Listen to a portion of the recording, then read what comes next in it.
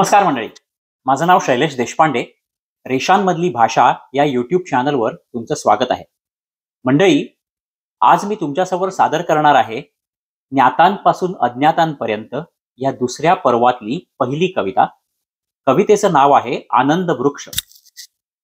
Magsaysay winner Padmashri doctor Prakash Amte sir आणि त्यांच्या पत्नी मंदाकिनीताई ह्या रिचमंडमध्ये काही दिवसांपूर्वी 10 ऑगस्टला आल्या होत्या आणि त्यांच्याशी भेटून त्यांना मला ही त्यांच्या कार्यावर आणि त्यांच्या सर्व अनुभवावर हेमलकासा आणि आनंदवन या उपक्रमावर मला जे त्यांच्या कार्याबद्दल वाटलं ते मी या कवितेत मांडलं आहे आणि ती कविता मला त्यांना प्रत्यक्ष भेट रूपानं 10 ऑगस्टला देता आली.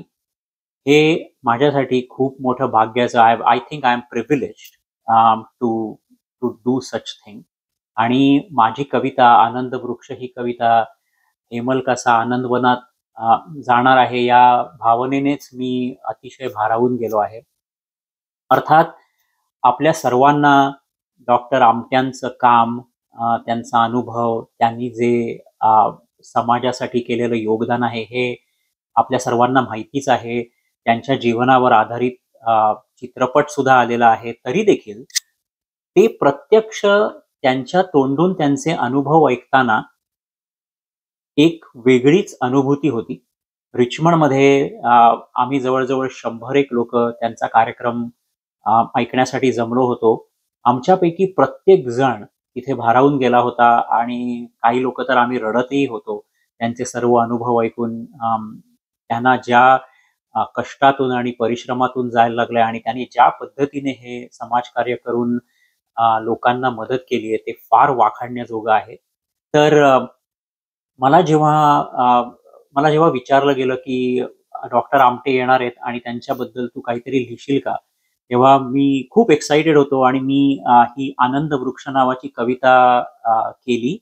त्याच्यासाठी मी क्रिस्टीन क्रॉफर्ड यांचं मिस्टेरियस फॉरेस्ट हे चित्र ॲज अ बॅकग्राऊंड म्हणून वापरलं. मिस्टेरियस फॉरेस्ट हे क्रिस्टीन क्रॉफर्ड यांनी 2012 मध्ये ॲब्स्ट्रॅक्ट आर्ट काढलेलं आहे. खूप अतिशय सुंदर असं हे चित्र आहे आणि मला असं वाटलं की डॉक्टर आमट्यांची कामाची गुंतागुंत आणि त्यांनी जे हे सगळं आनंदवन फुलवलं आणि ज्या पद्धतीची अनुभूती आणि अनुभव लोकांना दिले, तर हे ॲब्स्ट्रॅक्ट आर्ट त्या सर्व गोष्टींसाठी चपखल बसतं असं मला वाटलं, म्हणून मी हे चित्र निवडलं. तर आज मी ही कविता तुम्हाला प्रत्यक्ष इथे न ऐकवता त्या दिवशी 10 ऑगस्टला जी मी डॉक्टर आमट्यांपुढे सादर केली त्याचा व्हिडिओ मी इथे तुम्हाला शेअर करतो, म्हणजे तुम्हाला कविता ही ऐकता येईल. आणि त्या दिवशी डॉक्टर आमट्यांपुढे जेव्हा मी सादर केली तेव्हा मी ज्या भावनेतून गेलो किंवा आम्ही सर्व ज्या भावनेतून गेलो तेही तुम्हाला तिथे दिसेल. तर तुम्ही जरूर ही कविता ऐका.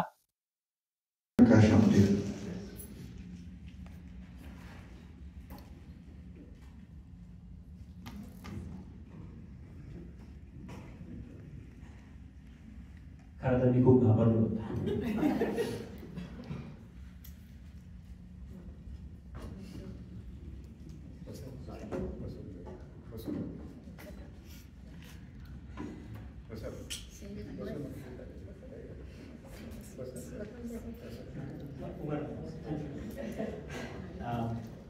मी खरं तर ही कविता लिहिली होती आणि खूप एक्सायटेड होतो, पण आता मला खूप भरून आलं.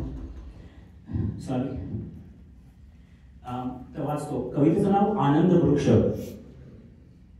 आनंदवनाच्या सावलीत वावरणाऱ्या वेलींना, आनंदवनाच्या सावलीत वावरणाऱ्या वेलींना जेव्हा आभाळाची तहान लागते, आनंदवनाच्या सावलीत वावरणाऱ्या वेलींना जेव्हा आभाळाची तहान लागते तेव्हा क्षितिजही मग डोंगर माथ्यातून येतात.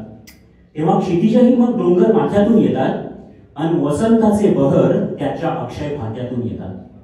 आनंदवनाच्या सावलीत वावरणाऱ्या वेलींना जेव्हा आभाळाची तहान लागते तेव्हा क्षितिजही मग डोंगर माथ्यातून येतात आणि वसंताचे बहर त्यांच्या अक्षय भाग्यातून येतात. अशा वेलींना मग कुठलाही बंध नसतो. अशा वेलींना मग कुठलाही बंध नसतो आणि अशा वेलींना फक्त हिरवाच रंग नसतो.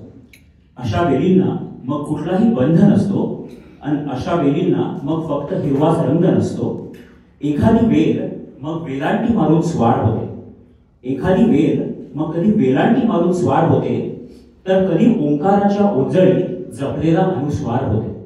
एखादी वेल मग वेलांटी मारून स्वार होते तर कधी ओंकाराच्या ओंजळीत जपलेला अनुस्वार होते. आम्ही पाहिलं आहे त्या वनाला, आम्ही पाहिलं आहे त्या वनाला कित्येक वेलींचे वृक्ष करताना. आम्ही पाहिलं आहे त्या वनाला कित्येक वेलींचे वृक्ष करताना आणि त्यांच्या पालवीचे पंख बनण्यासाठी त्या वृक्षालाच शिशिराची पानं म्हणून कळताना. त्या वृक्षालाच शिशिराची पानं म्हणून कळताना.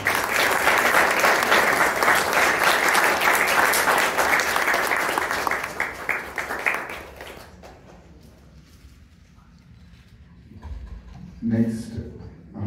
तर मंडळी, कशी कविता कशी वाटली हे नक्की अभिप्राय देऊन कळवा. आणि आता भेटूया पुढच्या भागात. तोवर धन्यवाद.